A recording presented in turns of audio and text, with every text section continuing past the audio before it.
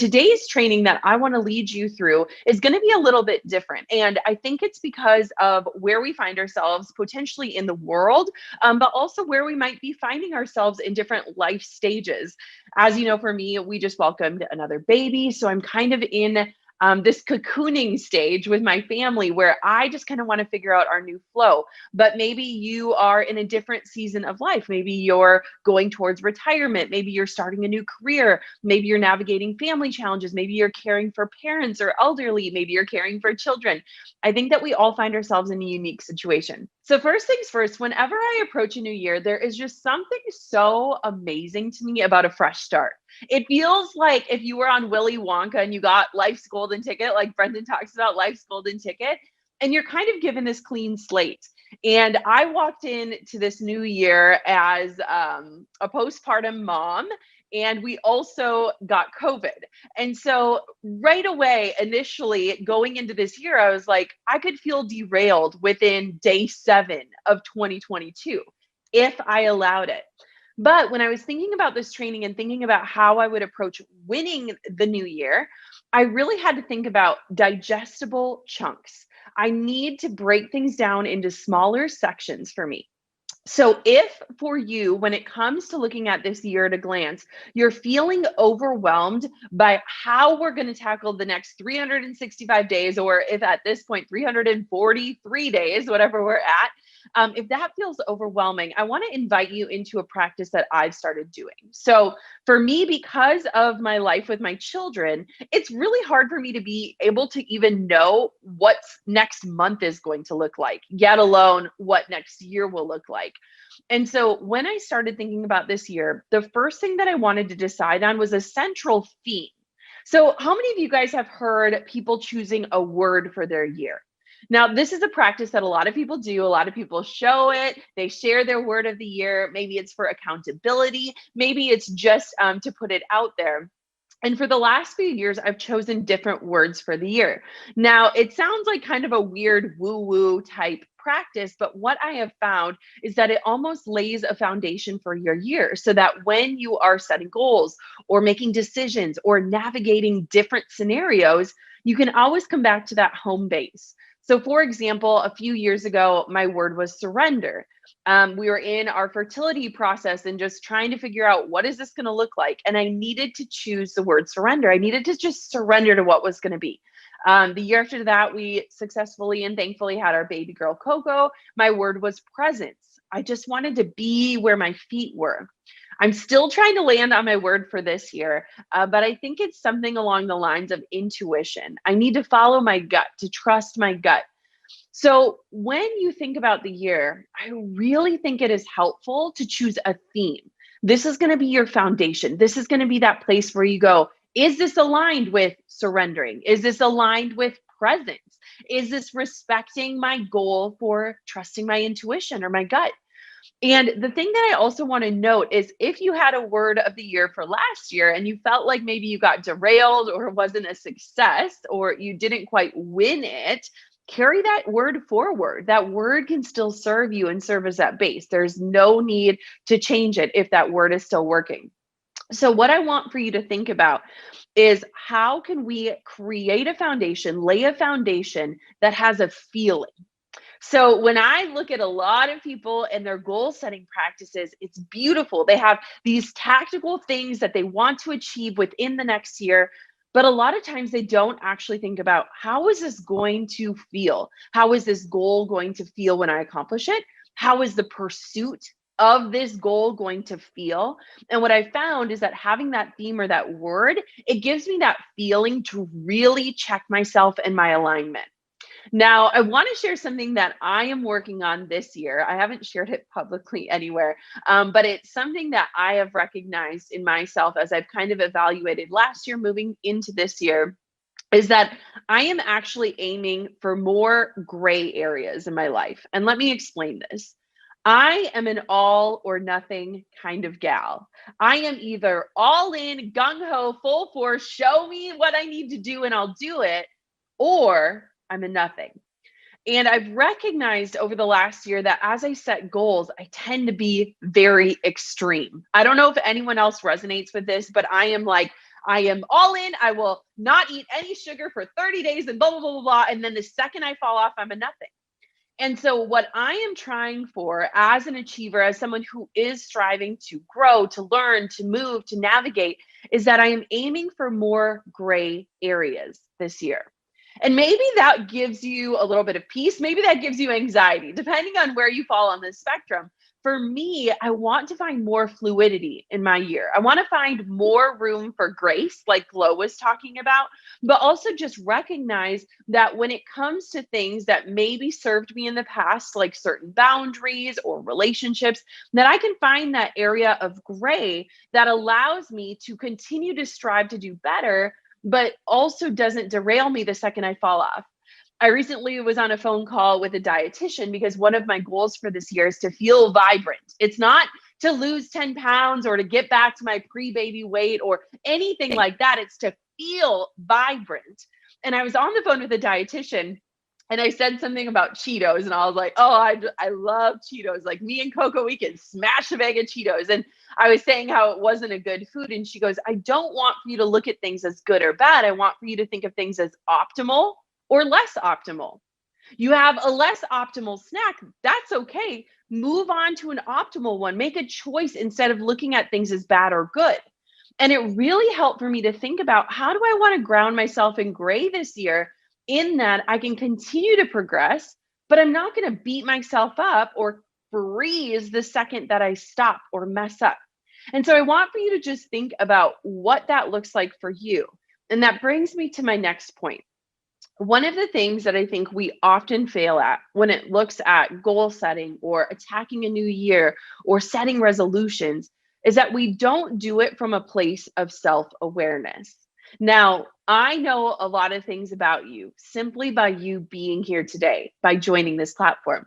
You know that you want to grow. You know that you're willing to invest in personal development. You know that you need mentors. You know that you want to pour into yourself to move forward. But what I have found is that when we lack self-awareness, when we lack truly knowing ourselves, we create goals that don't serve us or our lives, but we also approach them in a way that makes it nearly impossible for us to follow through. So when I was thinking about setting goals for this year, I did it from this place of self-awareness. So my awareness was grounded in the fact that a lot of us are merely exhausted. We are 2+ years into a world that constantly is changing and shifting. We don't necessarily feel grounded in knowing what is next from a worldly standpoint. And so we struggle to choose what's next from a self standpoint. And my self-awareness was telling me that because I feel that level of uncertainty, I struggle in visualizing a year out from now. And so when I set my goals this year, I wanted to do it from a place that honored who I am and where I'm at in this season. For example, BRENDON is remarkable at teaching morning routines. So good. I hear morning routines and I'm like, yes, that sounds amazing. I would love to sit down with a journal and a hot cup of tea and take in the view. But I am aware enough of the season of life that I'm in that right now I need more sleep than that morning slowdown. It's just not necessarily feasible where I'm at with 2 little kids. And so I might not be a morning routine person, but I am really good at boundaries. So when I set my goals, how can I set them in a way that honors the things that I'm good at, which are boundaries and microscopic movements forward, in honoring that like progress is progress, even if it's small. Reinvention, man, what a big word. And when I found out that this was the topic for this month, I was just thinking, gosh, how many of us are in this life stage, in this phase, this season of life where we're wondering, what does it look like to reinvent? And more importantly, am I in need for one? And as I was preparing for today, I always just love to look up what is the definition. And reinvent literally means to change the way that you behave and the things that you do so that people think of you as a different person. And I love Merriam-Webster, but I also wanted to push back on that thought and to really challenge ourselves about what do we think about ourselves? It's not necessarily what do people think about us, but how can we think about ourselves in a different way? And I found this amazing article about reinvention by someone named Karen Merrick. And it says, here's the thing about reinvention. And I want for you to listen to this before we dive on in. Some believe that it is tossing out the old or your previous roles and experiences or even work identity and exchanging it for something completely new. But that simply is not true. And this is why this is good news. The best power of a reinvention lies in leveraging every single thing you have ever done. We're talking the good, the bad, the ugly, the successes, the failures. Reinvention literally taps into the very real and often underappreciated or unarticulated skills, insights, and expertise that you have gained along the way. So it's not necessarily about creating a whole new you. It's about leaning on everything that you've ever been through, everything that life has taught you, and moving forward. And I recently shared this idea as a recent mother. Again, there's this whole theology around bouncing back for moms. I hate the terminology, because once you become a mother or once you birth a child, there's really no going backwards, right? We want to focus on moving forwards. And so this topic is so on point with where I'm feeling in my life, where we don't necessarily have to discount or discredit or disassociate from everything that we've learned or been through. This is our opportunity and our invitation to use all of those things for good as we figure out who we want to become. So real quick, I was recently at this dinner. It was a little mastermind dinner. If you don't know what a mastermind is, it's basically just a meeting of minds where everyone comes together collectively to help each other out. And I have not been in many rooms like that in the past 2 years, as you can imagine. And so it really felt like just this beautiful experience to be seated around people who are passionate, excited about what they were doing. And I noticed this trend within the room that as we went around the room, everyone was introducing themselves, and there was a lot of couples there, a lot of spouse pairs. And the men would generally start talking, and they would share about all these things that they've done and who they are and what they do and how they serve the world. And then at the very end, the women would kind of meekly add in like, oh, I just have this little side coaching thing, or I just am like kind of like an influencer. And it was almost this like apologetic acknowledgement of their identity. And we had a little break while we were waiting for dinner to show up. And I was sitting at one of the tables, and suddenly I kind of noticed all these women were around me. And one of them said, did you recognize that you were the only female who once spoke first, but who didn't shy away from sharing who you are and what you do? And I hadn't noticed that. But this topic today is so powerful because what I found is that so many of us are yearning for that purpose. And we're finding ourselves in this place of like, am I happy right now? Am I content? Am I loving my life, or am I faking to love it? And so I just think it's this beautiful reminder that like wherever you find yourself today, there is always this invitation for you to change the way you show up, but also to re-identify. So one of the things that I've been thinking about so much is a lot of times when we think about our identities, or when we think about like how we want to reinvent ourselves, we almost become apologetic about it. But if we are really going through life as students, which I believe we all are, this invitation to change and grow and evolve should be something that we welcome with open arms. There are so many different versions of ourselves that we are always becoming. And it's our job as a human being to acknowledge our growth and to honor that evolution. It's almost like we can wake up and say, I honor who you're becoming, and I really like this version of you. I literally say that to myself some days.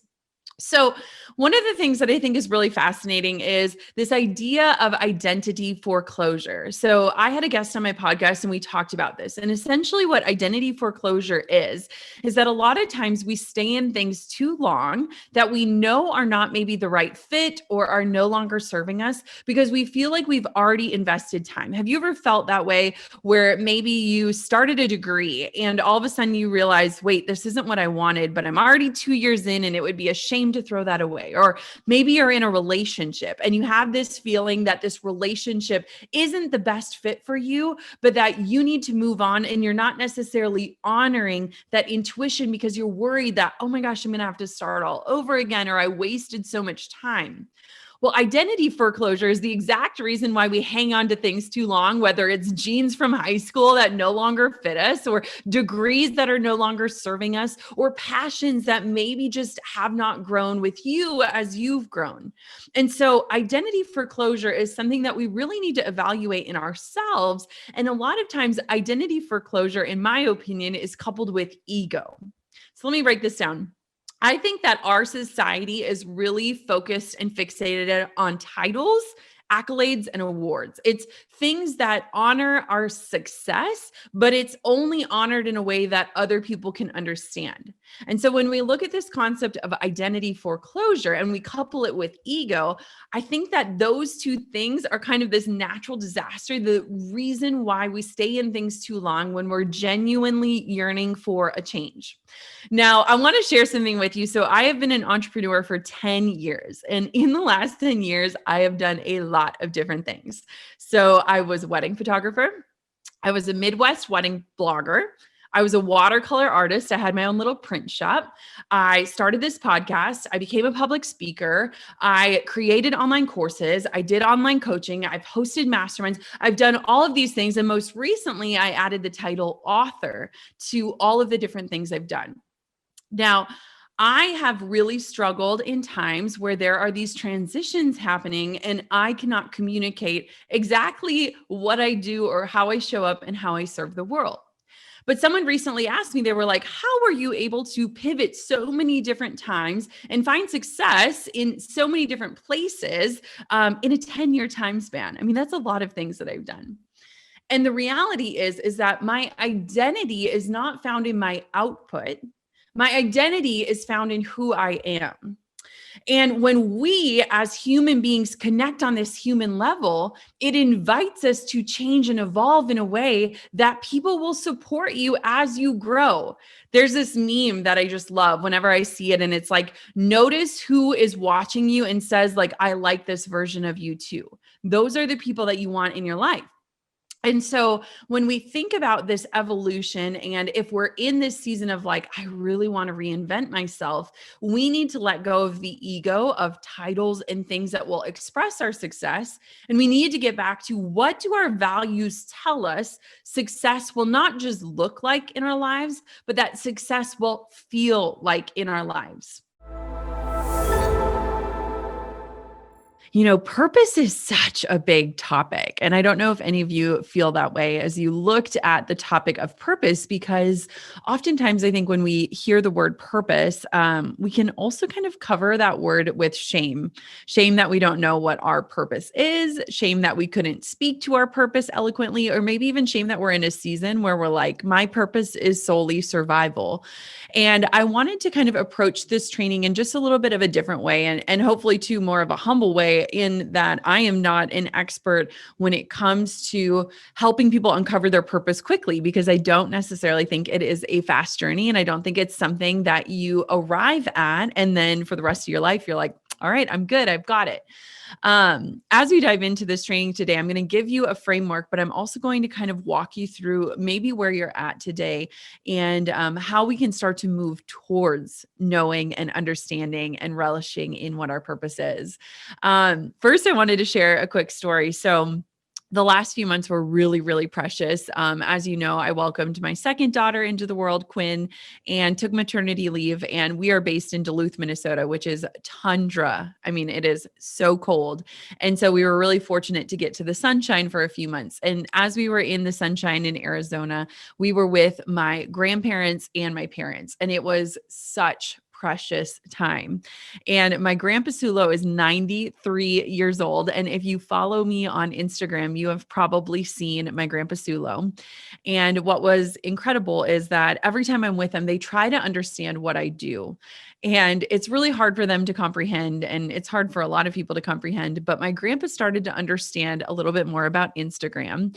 And in our time together, in that month together, he became somewhat of an Instagram celebrity. My grandpa is hilarious. He is 100% Finnish. He is one of 13 children and he loves jokes. You could literally say pretty much any word and he would have a joke for it. You could be like bird and he would come out with like 10 jokes. And as we were on this trip together for an entire month, I would challenge him. I'd say, Grandpa, do you want to share a joke today? And he lit up. I mean, if you watch him, he was practicing every day. My mom would say, I was looking out on the patio and your grandpa is literally sitting out there, like practicing cues and hand motions and facial things. And one night I had to have a discussion with him and explain that Instagram stories are 15 seconds long. So we've got to tighten up the delivery a little bit, Grandpa, because some of them were a little long-winded. And he would just take this challenge and he would rise up to it. And it was so beautiful and precious as a granddaughter to see my grandpa get so excited about something. But also what was incredible and totally unplanned about this is that his entire purpose while we were in Arizona was to share his jokes with Instagram. And this man, I mean, he would literally, I would be with him and I would post a joke and he would sit there and stare at me. And I'm like, why is he staring at me? And he'd be like, how are the results? What are the results? What are people saying? Did they like that one? And I was like, oh my gosh, Grandpa. And at some points we were like, we got to take a step back from this because he was so excited about it.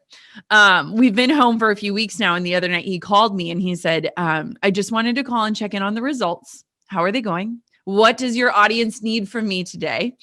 And I recognized this beautiful, beautiful thing that purpose can be for somebody, right? It is this electric energy, this vibrance that is so undeniable when someone feels this purpose. And seeing that through my grandpa at 93 years old, who lives in a town of 400 people, to even imagine him. I was like, Grandpa, imagine you're on a stage in front of 1 million people. Like, what would you do? Man, it was such a beautiful reminder of purpose. And I just wanted to share that with you because if you can watch somebody light up and if you can be a part of that transformation in even the smallest way, it can totally change their life, but also change yours. And so when I was thinking about this topic, I was really thinking about how a lot of us are walking through life wondering and questioning, what is my purpose? I think that what's really fascinating is one study shares that over a quarter of Americans that are adults do not feel like they have a clear sense of purpose. And I would honestly argue that that number is likely higher after coming out of what we are coming out of as a world. I think a lot of times we are not allowing ourselves to get quiet enough to really explore what that answer might be, or to ask ourselves the questions that will guide us on that journey. And I just want to say right now that you are in the right place. If you are sitting here and you're like, I cannot confidently answer this question with certainty. I think that purpose is something that is so easy to get lost in the minutia of life. You might have noticed my background looks a little bit different today. I mean, it's looked different a lot throughout GrowthDay, but today especially, I am actually in an office for the first time in a decade. I have been an entrepreneur for a decade and I've never had an office. I've built my business off of my couch and my kitchen table and my bed. And it's been beautiful, but what I realized in this season of life with a small baby and a toddler is that if I really want to show up with my purpose, I've got to start to create boundaries, and I've got to start to create a way for me to get quiet enough with myself to ground myself in that purpose before I show up anywhere. I have recognized that my purpose is evolving and the way that I show up has to evolve to match that in order to show up in this season of life. And so one thing that I was thinking about a lot when it comes to purpose is that your purpose can change on a day-to-day basis when it comes to short-term purpose. I like to look at purpose as short-term and long-term. For me, a lot of times my purpose short term is to keep my children alive and to have them feel loved and understood. And for me to show up in ways that might just feel small sometimes, whether it's laundry or cooking chicken nuggets or opening the Amazon boxes that I forgot what I even ordered. And a lot of times when we are in that day-to-day minutia, we start to lose that tie, that connection to that bigger reason of why we're doing all of that. Have you guys ever felt that way where you're like, I am literally on the hamster wheel and I am just surviving or checking things off of my to-do list or keeping people alive or being a caretaker, and I cannot tie any of these small things to the big thing? And what I think is paralyzing about this thought about purpose is that it feels really big, right? I was doing a lot of research on this before this call today. And so much of what people were talking about when they were talking about purpose were these mission statements. And I'm going to guide you through how to create one. However, when I was leaning on that, I was like, man, like my mission statement can change in a matter of minutes, right? You have a kid running in the room. Okay, the mission is now different. You have a presentation or a job interview, or you're showing up. The mission is different. And purpose can feel so big and paralyzing that sometimes we block out this desire or this intention to even connect with it because we're worried that it is too big for us in the season that we find ourselves in. So if you are in a place right now where purpose is so caught up in the small things, where purpose really feels like a necessity for survival, then I want to invite you to start exploring what purpose can look like with the bigger scale.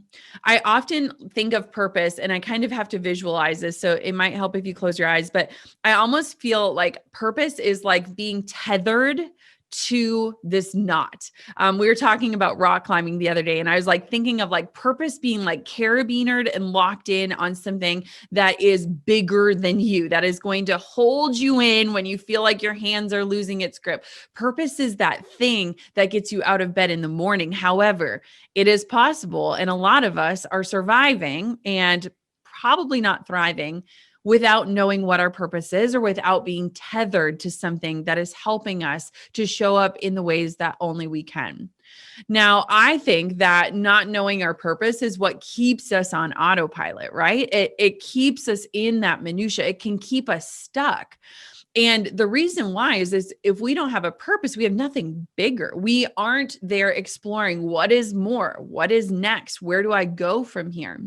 And so it's actually not surprising to me that a lot of people don't know what their purpose is, because finding your purpose likely means that you have to stop the hamster wheel and get quiet with yourself. This can be your day for personal growth. This can be that day you committed to and you remember and you go, that was the day I got myself a community. I got better coaches. I committed to making my life the absolute best that I could. This is that day. Make today your growth day. Click the button on this page and sign up right now.